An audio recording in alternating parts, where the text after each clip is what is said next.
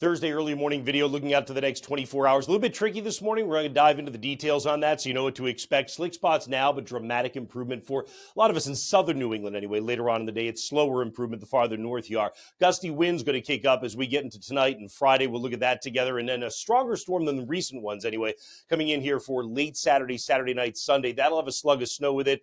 And in spots, it'll go over to a mix, but it could be quite a bit of snow in some of northern New England. We'll talk more about that in the Insights video coming up later on this morning.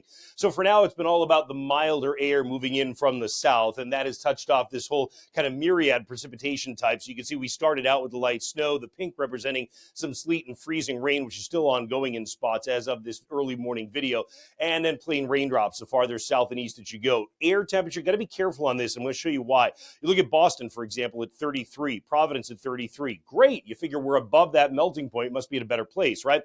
Two things about that. First of all, right at the coastline is warming a little bit more than even just inland. And the other thing about that is we come into southern New England is someplace like Boston at 33. Actually, the ground surface was so cold going into this, it had a chance to drop below freezing. It still hasn't risen above freezing. So even though you've got a raindrops in 33 for an air temperature, it's still freezing in spots on the ground.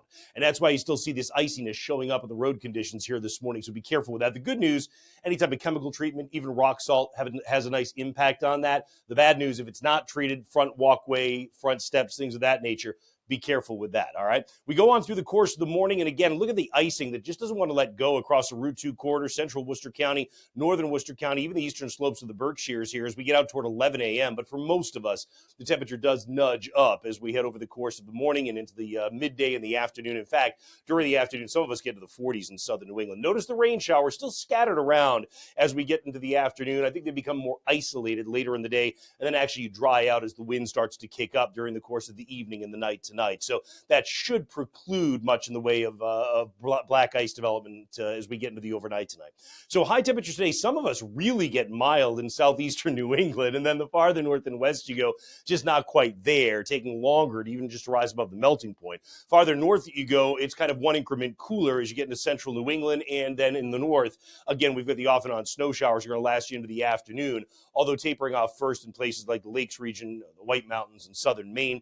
Northern Maine, it snows a lot of the day today, and we are the coldest. We are running the mid-teens for us overall. So predicted wind gusts not bad through midday, early afternoon, a southwesterly wind. When you come onto the Cape, many of us in southern New England get a southwest wind for a while. It goes westerly tonight. Notice at 8 p.m., gusts are going to 40. Many of us are 30 to 40. It is windy during the overnight, and then it looks like probably tomorrow morning still breezy, but the wind tomorrow during the day, like around midday, actually may kick to a 40 or 50 mile per hour gust. So wind advisories are up in some spots. Notice the overnight low temperatures tonight, certainly plenty cold enough to freeze. Again, I think a lot of the moisture left over will tend to dry out because the wind is picking up, not so much in northern New England. You have a better chance of black ice.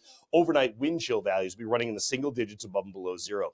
For a look at the Saturday storm, of course, you've got our app. If you don't yet, make sure you download it, right? But the other thing is we'll have a new Insights video, that deeper dive into the meteorology behind the forecast. We'll look at the weekend for sure at onedegreeoutside.com and atop our app home screen when it comes out later on this morning. Stay safe out there on the roadways.